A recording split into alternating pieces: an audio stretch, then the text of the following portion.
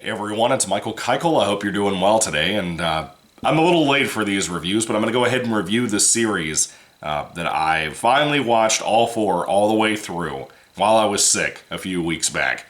Before Halloween, but this is very Halloween-centric, so that's why I'm late. Anyway, the first review I'm going to have in this four-part series is Halloweentown from 1998. This has two parts in it. I also have another two-parter with Halloweentown High and Return to Halloweentown in it. But this is the thing. I grew up on Halloweentown. I was seeing these movies as they premiered back in the day, and I think I discovered them.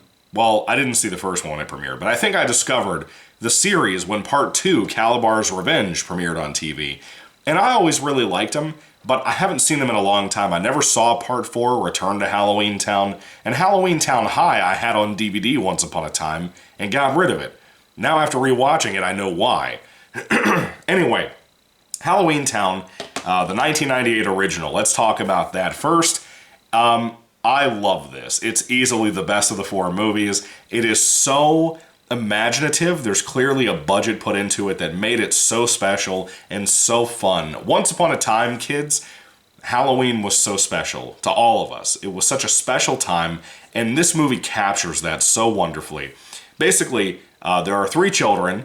There's an oldest daughter named Marnie. There's a middle brother, named, I think his name is Dylan or something, and a younger sister who's probably like 3 or 4. And those three are kind of headaches in general, but they have a mom, and I think their dad died in a wreck, like a car wreck or some kind of situation he died in. And they don't get to see their grandmother very often. They actually haven't seen their grandmother, played by Debbie Reynolds, in about a year at this point. And on Halloween night, she shows up. But these three kids, in a very kind of like religiously sheltered way, they're not allowed to celebrate Halloween. They're not allowed to go out trick-or-treating. But it sucks, especially for you kids out there who are too young to understand. At that time, we're talking about when I was a kid, even my little, like, off-the-beaten-path road that I lived on was filled to the brim with trick-or-treaters everywhere. And nowadays, it's completely dead. So it's really sad seeing these kids not being able to do things like I did when I was a kid. And I relate to that. I find it very relatable, sadly. But anyway, their grandmother shows up, and the kids don't know this, but the grandmother's actually a witch who lives in a place called Halloweentown. And the mom doesn't want the kids to know anything about how they can be witches, and the son being possibly a warlock, even though he's a super smart kid. He doesn't believe in supernatural things. But there's little essence of moments where he wants to, which I think is cool. Anyway, the kids, mainly the oldest daughter, overhears a conversation between the mom and the grandmother when they're all sent to bed. And the mom and grandmother don't really get along that great either. The mom wants to be, and wants her family to be, more like the dad, the husband that she lost. She wants them to be normal and live a normal life and not live in Fantasyland, even though she grew up in Fantasyland. You think she would have some sense of nostalgia, even in her grief of her loss of her husband, but whatever. Anyway, the kids sneak onto the same bus the grandmother gets on to leave for the night, and they end up showing up in the place that she lives in, where they have to travel through dimensional portals and everything on this magical bus. They get to a place called Halloweentown, which is like in another dimension. You know, it doesn't take place on Earth as far as I know. And it is what you think it is. Everything is Halloween-centric. There's a gigantic pumpkin that lights up in the middle of the town square. Everybody are actually monsters. There's a skeleton, an animatronic skeleton on top of that looks phenomenal, by the way, driving a taxi cab nearby. And that's how you transport around this area unless you just walk on foot. Everything is very Halloween Tim Burton-esque, except for not a ton of the color black everywhere. You might have fall leaves everywhere. It is such a cool movie, and I love that. When they first get into Halloweentown and they're discovering everything around them, the monsters, the makeup effect, the costumes just look magnificent. I love it. I love everything about it.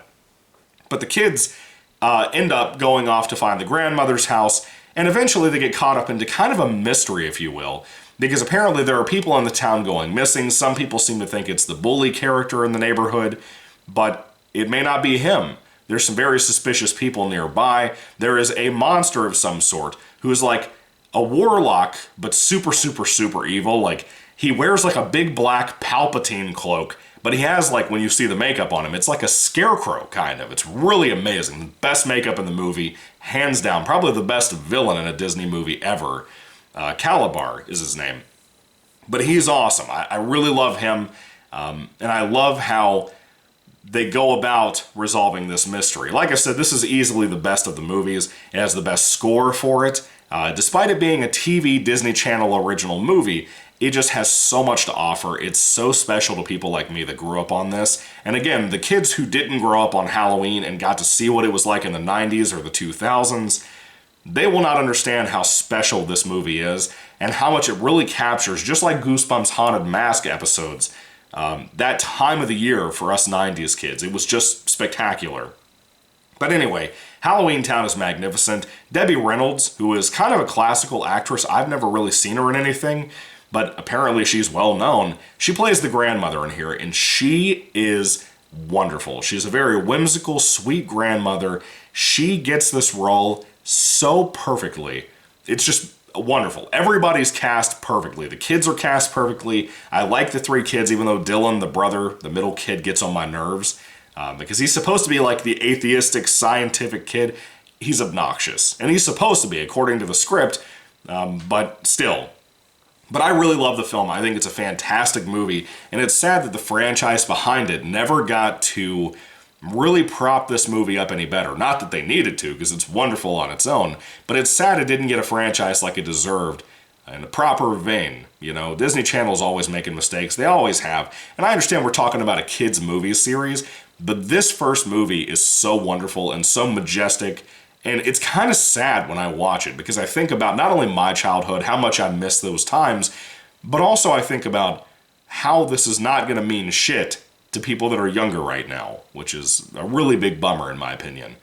But anyway, Halloweentown, if I had to rate it on a 5-star basis, I would easily give this a really high 4 out of 5 stars.